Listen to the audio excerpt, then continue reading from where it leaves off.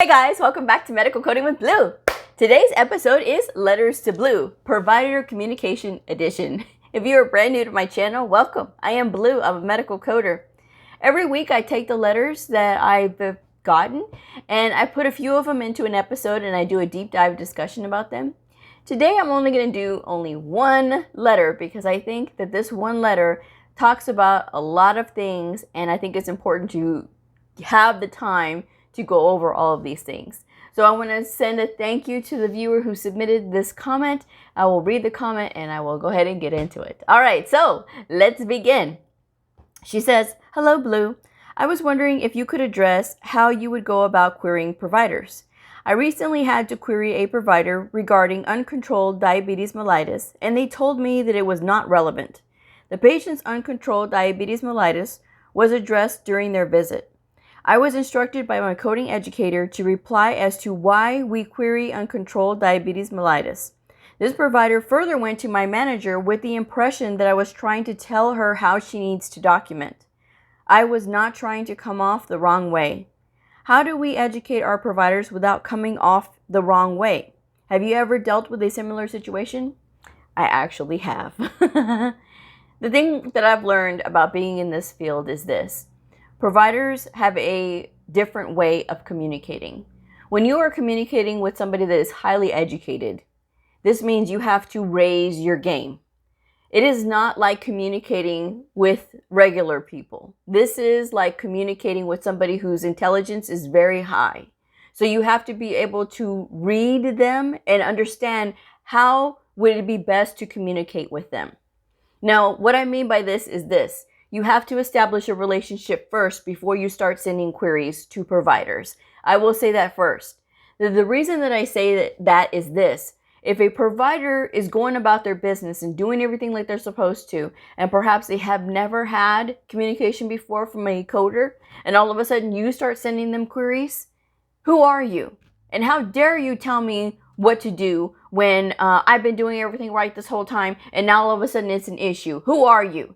That's how that thought process goes, because that's what it feels like to them. They don't want to be told that they're doing something wrong or that they have to clarify themselves. I've already documented it. Why do I need to clarify? This is why upping your game, your communication game as a coder is so key. So I really recommend that if you start working brand new in a clinic, or perhaps you've been in a clinic and you've never really done this before, and you're having to start sending queries, send an email introducing yourself. I know everybody's at home right now because of the pandemic. But the thing is, when you send this email, and make it personal to that one provider in particular, because if you send a mass email, those are most often ignored. If you send them a personal email and talking to them directly, hey, I'm your new, not hey, but hello.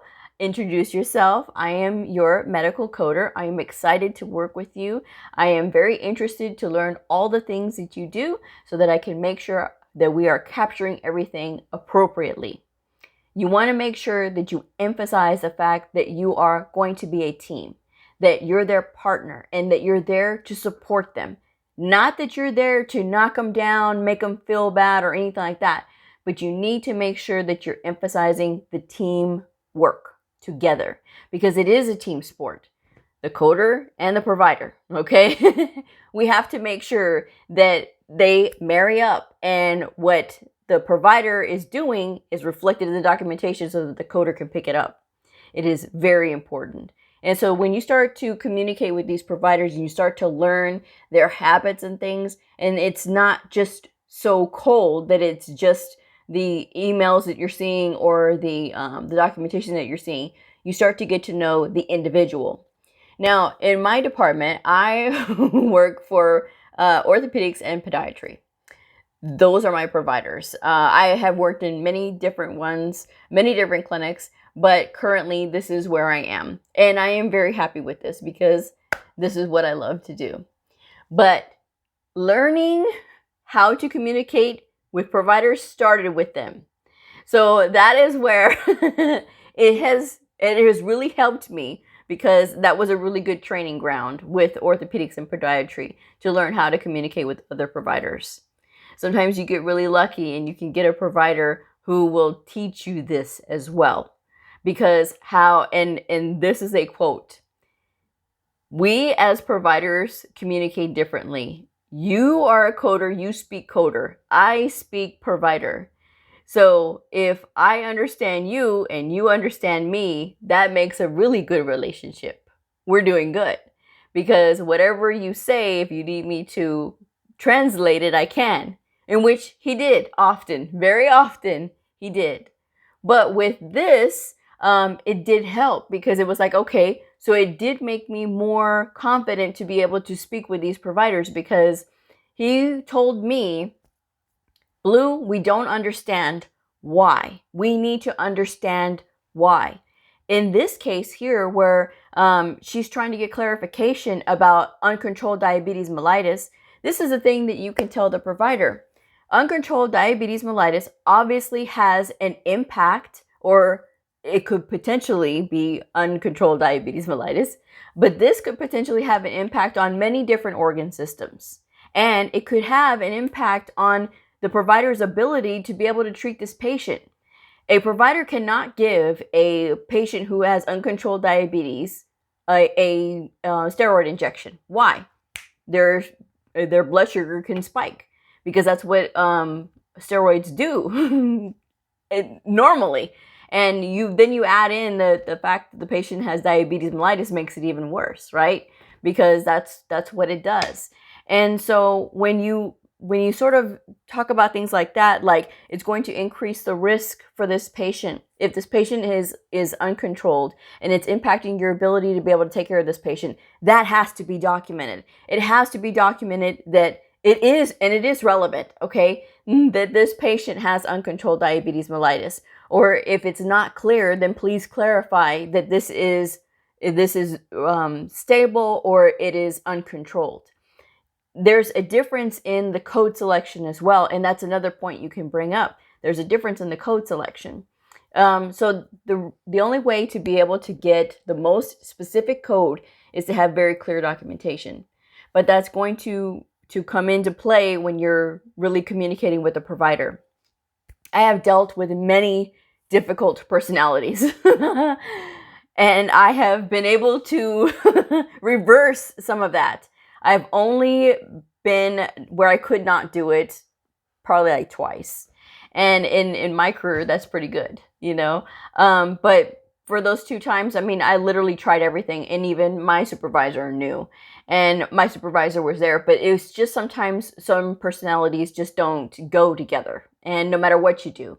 But I still, no matter what, I still try my best for those providers, even though they don't want to listen to queries and they don't want to listen to education. I still do the best that I can. The only time that I will bring in support, like my supervisor, is when I'm literally at the end of the line and I cannot go no more. The thing about communicating with providers is they have to know that, number 1, you're their teammate. Number 2, they deal with you. They don't deal with anybody else. That is the end of the line. If you have to jump rank and bring in your supervisor or bring in your manager to come and support you, then that's going to be at the end of the line. That's when everything you've done, you've tried, it does not work. Then you can bring the manager in. However, I will say this. If there are specific rules at your facility, then you need to follow those rules, because sometimes there's an educator on staff, and so maybe that is the person that takes care of all of that. But if there are no rules and you are chiefly responsible for educating your provider, make sure you go and you exhaust every single approach that you can before you bring in support. Because if you bring in support immediately, then it's going to always look like, I don't have to listen to you, I'm going to go to your supervisor. Now, I don't think that that's what happened here, but I'm just saying that that's my tip from me to you, is that if you are just ready to just throw in the towel the first time, then you want to make sure that you show that you're able to get this on your own. You want to be able to do this on your own, and you want the provider to be able to take you seriously. Now, I have seen coders who they get one scolding. I was gonna say scalding. I've been dancing backwards in high heels, and I know I said that the other day, but I've been doing that. It's been a very busy day today, guys, but I really wanted to do this episode tonight, so it's a little late, but anyway, it's still here. So anyway, when you're doing those things, right? And you're trying to make sure that they take you seriously, that is what you want, ultimately. Because I have seen coders who get the one scolding email, there we go, and they immediately send it to the supervisor. They're going to deal with it. I'm not going to deal with that. It takes time to build a relationship. Rome wasn't built in a day, all right? So this means sometimes the approach has to change. I do have a podiatrist that when I got him, he has been very set in his ways for years. I had a partner at the time when I first got into podiatry. She had him because we had split the providers. And so she immediately picks him out, and she's had him for all of these years. Well, she moved on to a different position. I ended up getting him. When I first saw his documentation, I said, this isn't,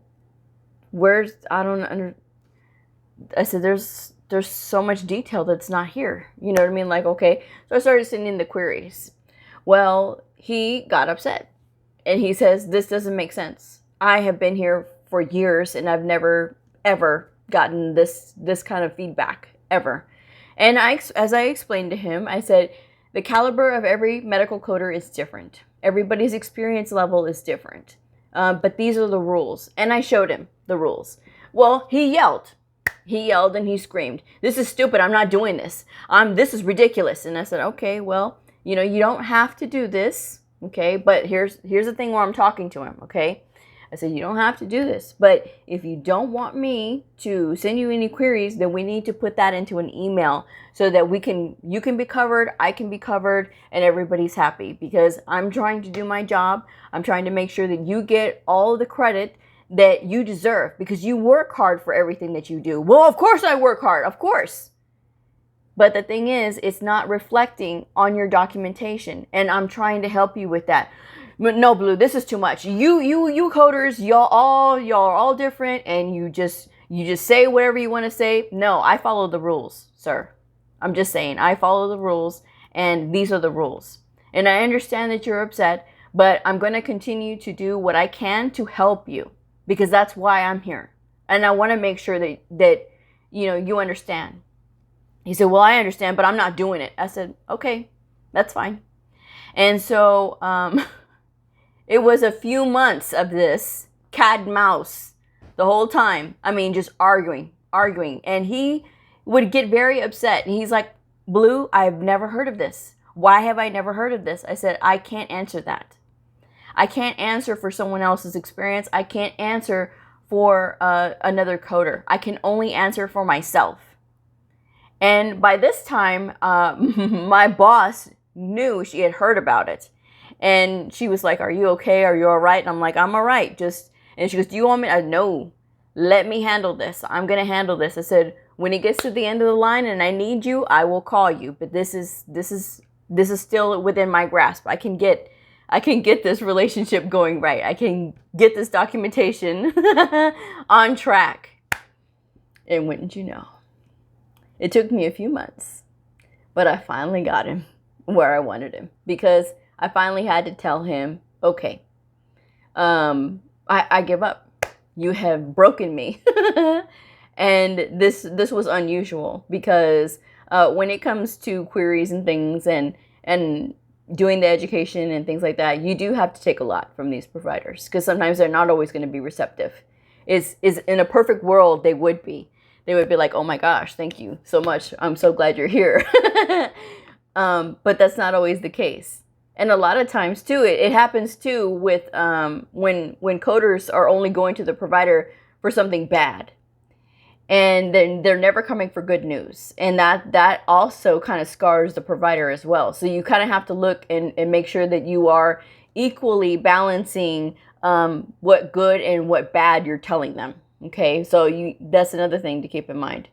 But with this podiatrist, I finally got to the point where I was like, okay, I will just do the best that I can for you because that's all I can do. I said, you have won, because I said, you've said you don't want to listen, and I've tried, I've done whatever the best that I could, but I said, I've showed you evidence. So the next day, he comes up to me and he says, have you looked at my documentation? I said, not yet. And he says, well, I think that you should look at my documentation. Okay. So the one that doesn't want me to query him, who always argues about education. Okay. Let's see what you got. Sure enough, he went from night to day, and his documentation is impeccable, and it has been impeccable ever since then. So it is possible to turn it around. But when we laugh about it now, but he says, you were very determined. He goes, and I know you did everything that you could to make sure that I understood, and you were patient with me, which was the other thing too. So it was him doing his, I guess, trying to make sure that I was the real deal, like I was really going to stick to what I was saying. And he says, I've never seen a medical coder as detailed as you. Never. And I said, well, I said, that's sad, but I really do enjoy what I do. He goes, I can tell. He goes, everybody can tell. And I said, yeah. So I take it very seriously. And I take you guys' progress very seriously. I take it all very seriously. But it takes devotion, and it takes time to get these good relationships going. He's the #1 producer in podiatry. And he does really good. And the other podiatrist is like 1 point right underneath him. And she's equally as good.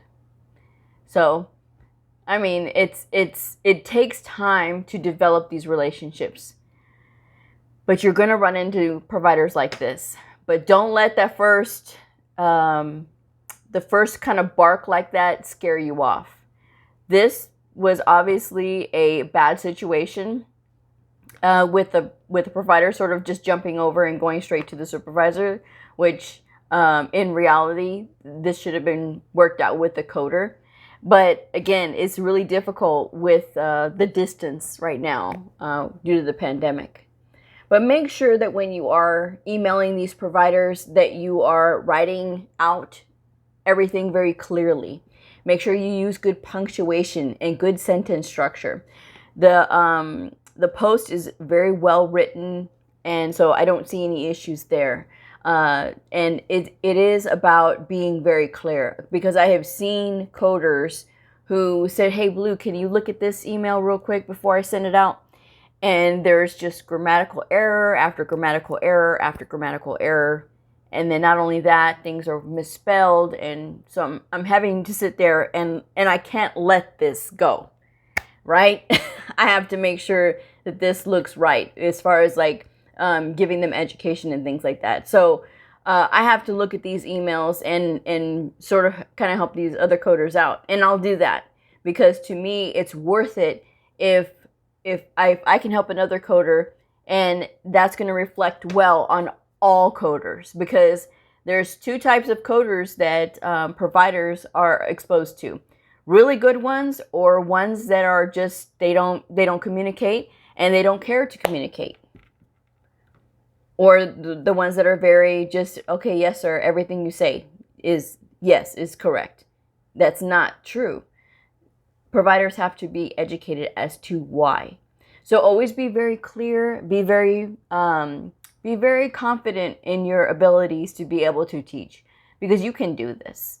You have to just show your evidence and get all of your evidence in line and make sure that you're being very well spoken.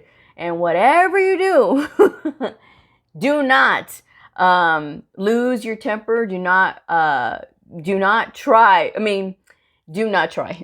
try not to get into raised voices with the provider. If you're talking to them in person, do not try to get into raised voices either, because that does no good.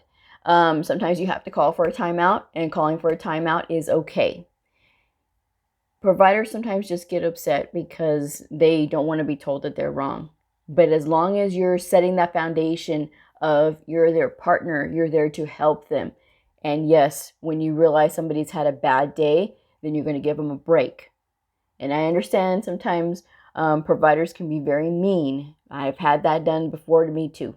And I've had people run to my supervisor as well. And my supervisor knows you have to talk to your coder.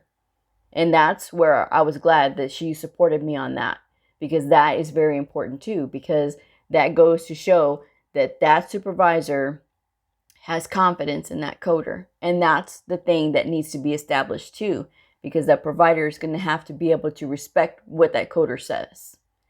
But you have to earn that place by showing up every day, showing them that this is your education and this is where I found this and all the things that support it and why. And then you'll start to earn their respect. But, you know, it's something that comes with time. And I do strongly recommend that you guys read some books about communication. I'm going to leave some links, and they're going to be like the Amazon links. So if you click on them, it can give me a little bit of a percentage, but you don't have to click on those links. Okay, I'm saying that right there. You don't have to click on the links, but I'm just telling you, if you do, it does give me a percentage. But you can look at the titles. I'm going to leave the titles in there, so that way it'll help you to start getting more assertive with your communication, because it is about that. You can't be, I'm sorry, please, whatever you do before I close this video out, do not apologize when you're going to them. Don't apologize, because it shows weakness. And that's the last thing that you want to do, because when you are establishing that communication, you need to establish that you are confident and that you are strong and that you know what you're talking about and that you're there to support them. That's what you need to show. Not make, oh, I'm sorry to bother you, but no. Being like that is not showing any kind of, you know, oh, well, let me be gentle on her, because it'll be the opposite, okay? So you want to be able to show we're partners. Let's work together on this. And that'll be a lot better on the outcome. Trust me. All right, I'm going to go ahead and wrap this one up. I will do more provider communication videos. I have done some in the past. It's been a while since I've done provider communication videos, which... shame on me.